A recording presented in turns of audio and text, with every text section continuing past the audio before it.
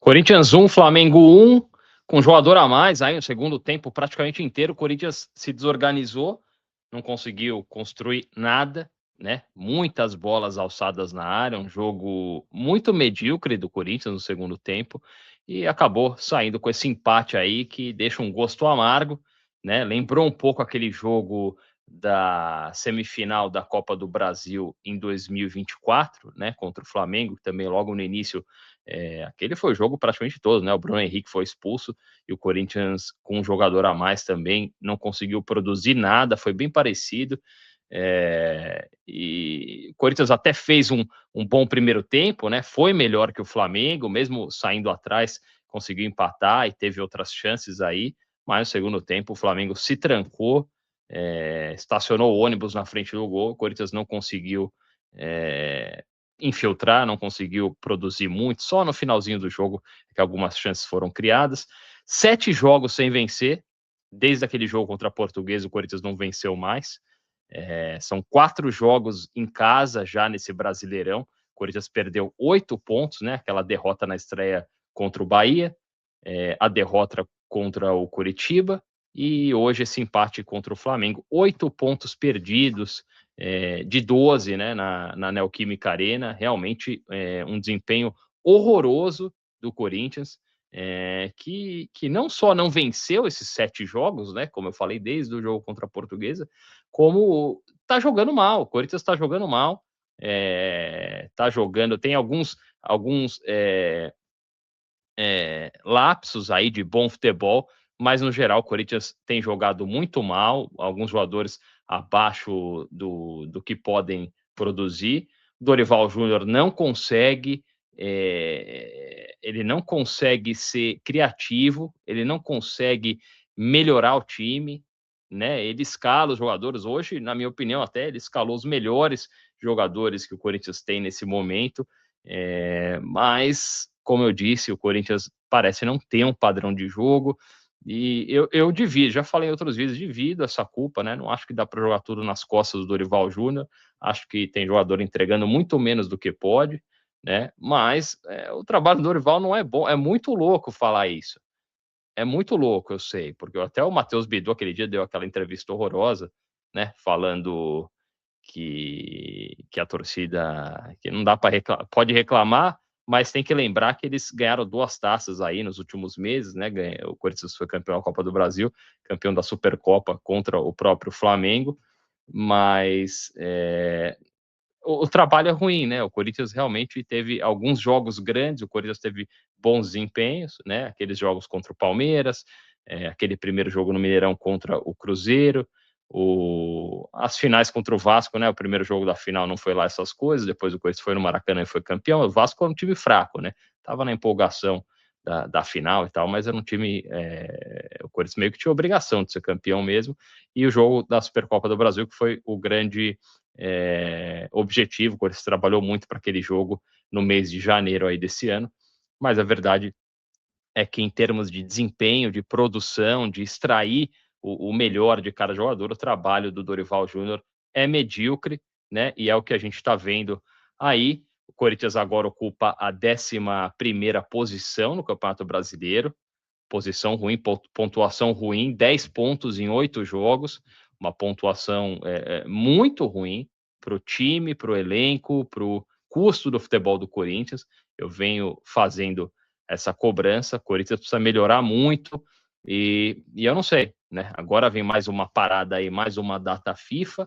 A gente sabe que não o pós-parada não costuma ser positivo. O Corinthians normalmente volta pior, por incrível que pareça, o Corinthians costuma voltar pior do que estava jogando antes da parada. Então vamos ver aí se o Dorival vai trabalhar. Realmente é um treinador medíocre, né? Eu falei quando contrataram, ele é meio sortudo. Tem para quem é supersticioso, né? Principalmente na Copa do Brasil, em Copas aí, mas é um treinador com poucos recursos, né? Como a maioria dos treinadores brasileiros já há alguns bons anos, né? Tanto que o melhor treinador brasileiro dos últimos anos era o Tite, que ficou lá na seleção brasileira. A gente vê o que virou o Tite hoje. Deus me livre Tite, hein? Se alguém falar em troca de treinador aí, o Corinthians teria que ser criativo. é difícil. Vários clubes tentam ser criativos, né? O Botafogo demitiu, né, o Martim Anselmi, aí que quando apareceu no Independente Del Valle parecia ser um gênio, e no fim das contas nunca mais conseguiu emplacar nenhum bom trabalho, né? Acho que passou pelo Internacional de Porto Alegre também. E outros treinadores aí, o Felipe Luiz está no mercado, né? Mas, enfim, é complicado. A oferta não é maravilhosa, viu? O São Paulo trocou o Crespo, pegou o Roger Machado aí, tenebroso também, então é meio difícil. O Corinthians entrou em campo com o Hugo Souza, com o Matheus Bidu, Gustavo Henrique, Gabriel Paulista e Mateuzinho. E aí no meio de campo o Ranielli, o Carrijo, o André Luiz e o Breno Bidon na armação. E lá na frente a dupla de ataque clássica do Corinthians, titular Memphis Depay e Yuri Alberto, né? Yuri Alberto, um touro, né? Realmente, eu vinha falando em outros vídeos, quando ele estava lesionado, a falta que ele fazia pela luta, pela garra, né? Pela movimentação, pela capacidade de abrir espaços aí para os companheiros, de criar possibilidades para quem está tentando construir o jogo, né? Ainda não está no melhor dele, ficou um tempo parado, mas ele entrega tudo, mesmo que tecnicamente em alguns jogos ele tecnicamente não consiga entregar tanto, fisicamente, em termos de raça e dedicação, o Alberto nunca deixa faltar, né? E a gente tem que valorizar isso. Mas, como eu disse, foi um bom primeiro tempo do Corinthians, apesar do início, né? Um início meio bizarro, com uma saída de bola totalmente equivocada do Hugo Souza, e aí o Flamengo consegue armar uma jogada, abrir lá à direita e um gol do Paquetá. O Hugo Souza não foi só mal, não foi mal só na saída de bola, né? Que iniciou a jogada, mas também a saída do gol, né? Ele tá praticamente fora do gol quando o Paquetá bate na bola. Ele tá quase totalmente fora, não cobrindo nenhum espaço, nenhum ângulo do gol. Mas o Corinthians não sentiu o gol, né? O Corinthians colocou a bola no chão, trocou passes, foi um time organizado no primeiro tempo, eu achei, né? Comparado ao que vinha apresentando nos últimos jogos, achei o Corinthians organizado. E aí o Corinthians achou o gol de empate, né? Uma boa jogada pela direita, uma troca de passes, aí a bola cai no pé do Memphis Depay, que faz uma ótima virada de 3 dedos lá para o Bidu na esquerda, cruzamento perfeito para o Yuri Alberto conferir dentro da área e empatar o jogo. O Yuri Alberto aí marcando, né? Jogador importante mesmo. O Corinthians, o Yuri Alberto é muito importante para o Corinthians. Só que aí, na sequência, o Memphis Depay, corintiano, não tem paz, né? É foda. O Memphis Depay sentiu a coxa e saiu, né? Saiu de campo. O Corinthians perde o holandês aí, tem amistoso, como eu falei, tá chegando a data FIFA, é amistoso da Holanda. Vamos ver se ele vai viajar para lá, se ele vai ser cortado, né? Eu tenho falado um pouco sobre isso. Tá chegando a Copa do Mundo aqui nos Estados Unidos. O Memphis Depay, óbvio, é a última Copa do Mundo dele, né, com a seleção da Holanda. Ele é o maior artilheiro da história da seleção holanda, é muito importante para ele. E não tenho dúvidas, tá? Não adianta a gente espernear, xingar, mas o Corinthians paga o salário, um puta salário. Muitos jogadores ao redor do mundo, em qualquer liga, em qualquer time, nesse momento do campeonato, nesse momento da temporada, faltando praticamente 2 meses e alguns dias para o início da Copa do Mundo, tem muito jogador aí tomando cuidado, né?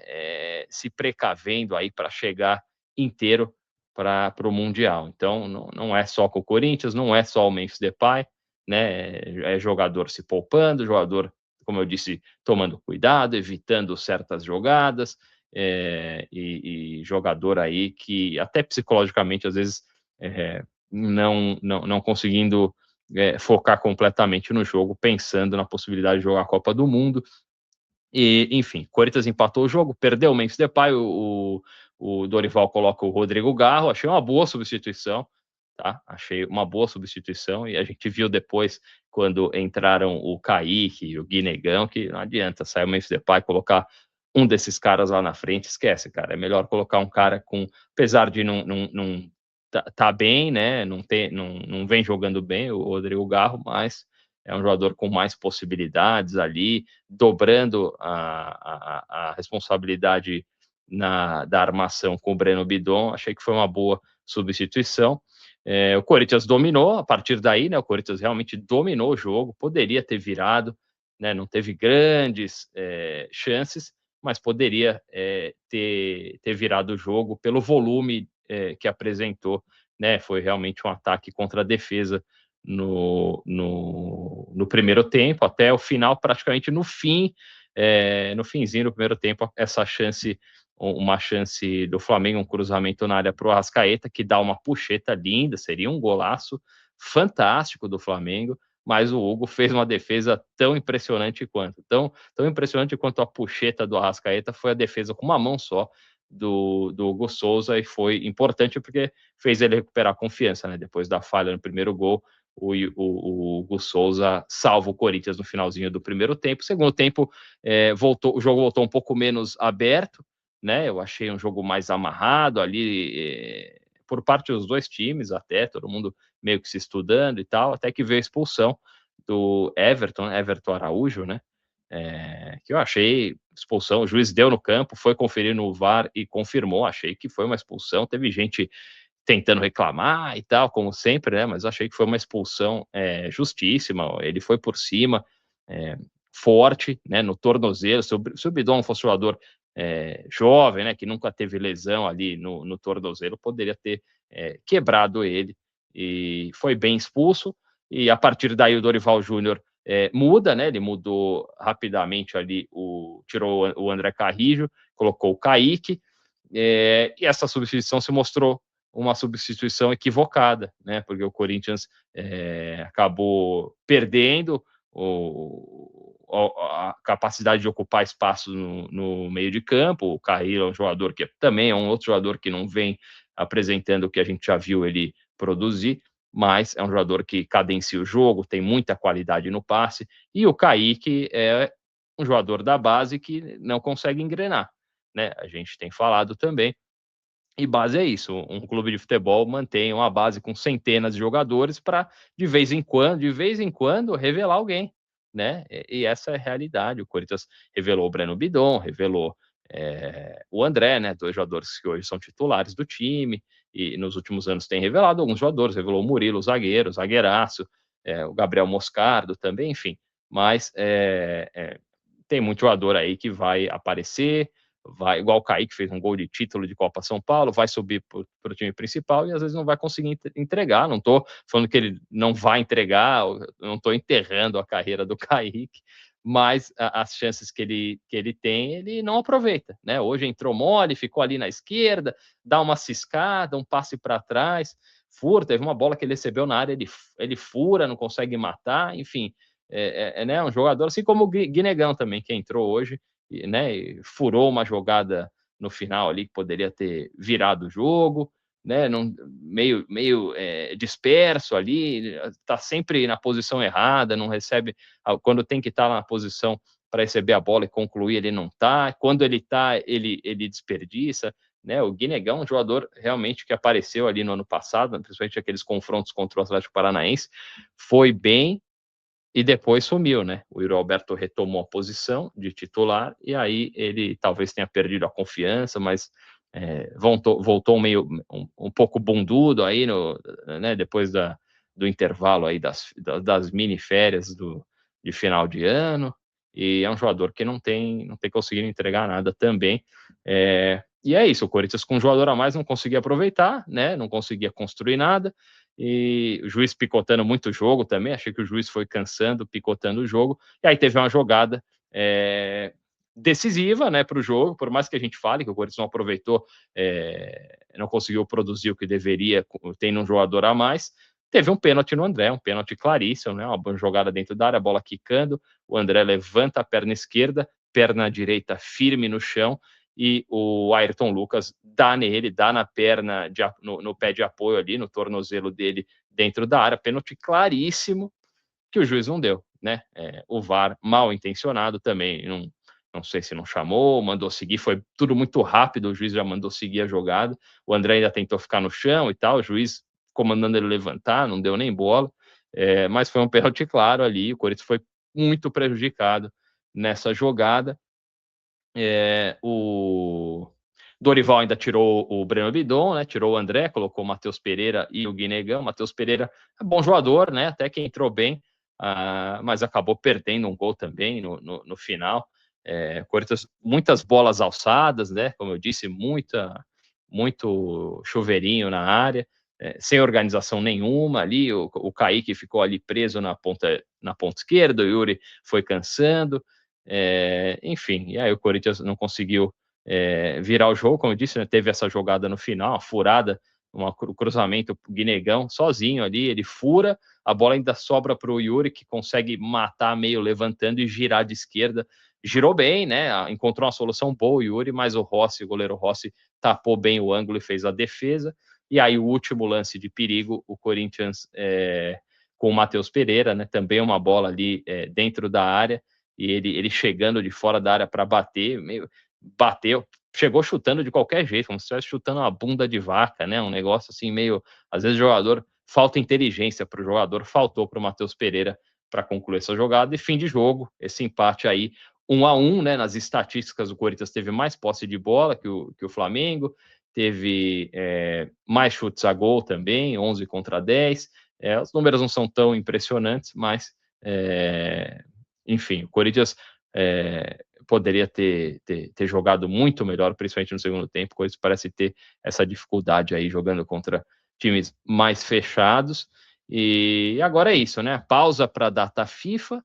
Como eu falei, o próximo jogo do Corinthians é só no dia 1º de abril, contra o Fluminense fora de casa, né? E, enfim, é isso. Tamo junto e vai Corinthians.